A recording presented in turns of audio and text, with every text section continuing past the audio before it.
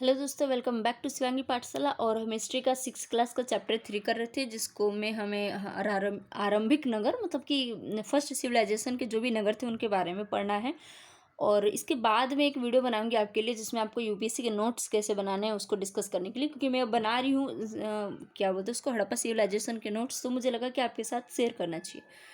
तो हमने हड़प्पे की कहानी भी कल समझ ली थी, हमने जसपाल और हरप्रीत के क्वेश्चन को भी सॉल्व किया था, हमने नगरों की विशेषता को भी समझ लिया था।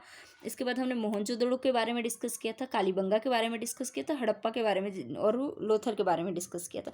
याद रखना, ये जितने भी इंपॉर्टेंट हैं, जैसे मोहनजोदड़ो में महान स्नानागार मिले, ये सब इंपॉर्टेंट है। ये बाद में एग्जाम्स में पूछते हैं और हम लोग हाथ पैर मारते हैं कि कहाँ मिलेगा इसका आंसर।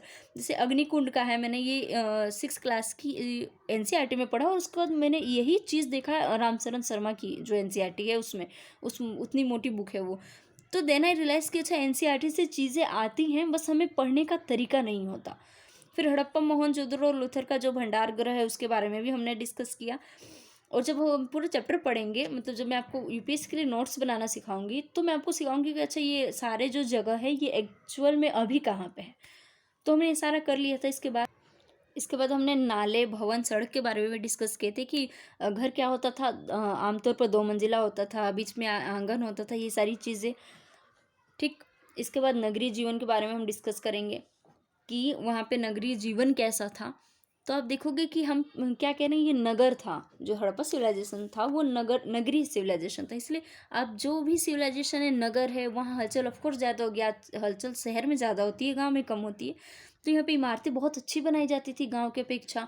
2 मंजिली इमारतें बनाई जाती थी। बहुत जगह आप देखोगे कि फर्श पे जो ईंटें लगाई गई हैं उनको कलर किया गया है, ईंटों को लाल पीला कलर किया गया है, कुछ ईंटों पे चित्र बनाए गए हैं। ये सारी चीज़ें बाद में आपको पढ़ने को मिलेंगी, या हम जब यूपीएससी के लिए हड़प्पा सिविलाइजेशन पढ़ेंगे तो हम उसमें पढ़ लेंगे।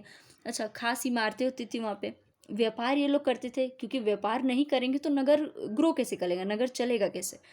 यात्रा बहुत ज़्यादा करते थे, क्योंकि मेसोपोटामिया में आपको एक मिला है सबूत वहाँ के राजा के यहाँ से कि हम लोग कि मेसोपोटामिया के लोग मेलुहा मेलुहा मतलब सिंधु को कहा जाता है। जब ढूंढा गया कि मेलुहा कहाँ है तो पता चला कि ये सिंधु है।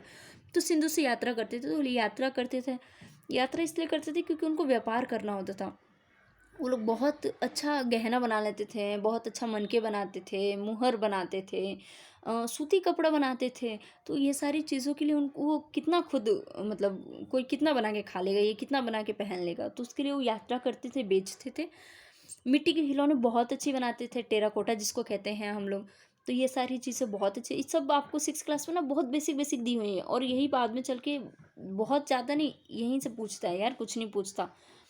एक उच्च खास वर्ग होता था जिसको शासक वर्ग कहते थे। जैसे कि मैंने आपको पहले लेक्चर में पढ़ाया था कि मोहनजोदड़ो, हड़प्पा जो 6 जो विकसित शहर थे, वहाँ 2 टाइप के वो मिला है जगह। एक था पश्चिमी पश्चिमी वाला जो मैंने आपको पढ़ाया भी था, जिसको दुर्ग कहा गया है। ठीक। एक था पूर्वी वाला जिसको निचला नगर कहा गया है। तो ये जो था ये छोटा था, और इसको दोनों को घेराबंदी की गई थी। इसका मतलब कि वहाँ पे इस पे जो लोग रहते थे वो अच्छे थे, विकसित थे, या शासक वर्ग हो सकते हैं, या आप ये कह लो कि पंडित वर्ग हो सकते हैं, या पंचायत के लोग हो सकते हैं, ये लोग थे। तो एक खास उच्च वर्ग के बारे में हमें संकेत मिलता है, हालांकि बहुत ही साफ साफ कोई प्रूफ नहीं मिलता, लेकिन संकेत मिलता है। सोने चांदी के आभूषण का वो व्यापार करते थे, क्योंकि सोने चांदी के आभूषण अच्छी खासी मात्रा में मिले हैं। यहाँ से बन के मेसोपोटामिया में गए हैं, और मेसोपोटामिया के लोग यहाँ लेके आते थे। ये लोग बहुत अच्छा बनाते थे, सोने चांदी को ये लोग जानते थे। ठीक। कांच का इस्तेमाल करते थे ये लोग, टीन का इस्तेमाल करते थे। लिपिक लिपिक मतलब पढ़ना लिखना। तो ये पढ़ना लिखना भी जानते थे, क्योंकि आप देखोगे मुहर पे या बहुत सारी जगहों पे आपको ऐसी चीज़ें मिली हैं जहाँ पे ये लोग चित्र बना के अपनी लैंग्वेज को वो करते थे, प्रूफ करते थे कि हाँ हम लोग मतलब, जैसे कि एक मुहर मिला है उस पर लिखा हुआ है कुछ कुछ कुछ, जिसको पढ़ा तो नहीं गया, लेकिन माना जाता है कि ये लोग पढ़ना लिखना जानते थे तभी लिखा करते थे। छोटे छोटे उद्योग बहुत मिलेंगे, अब ये कहाँ कहाँ मिले हैं मैं आपको आगे पढ़ाऊँगी। छोटे छोटे उद्योग मिले हैं जिनसे पता चला है कि ये लोग बिजनेस करते थे, व्यापार करते थे। इनका पूरा जो शहर है ये व्यापार या बिजनेस पे ही डिपेंड था। तो इतना ही है आपकी 6 क्लास का एनसीईआरटी में। मिलते हैं नेक्स्ट टॉपिक में। Thank you. जय हिंद। मेरे चैनल को subscribe, like, share and comment जरूर कीजिए।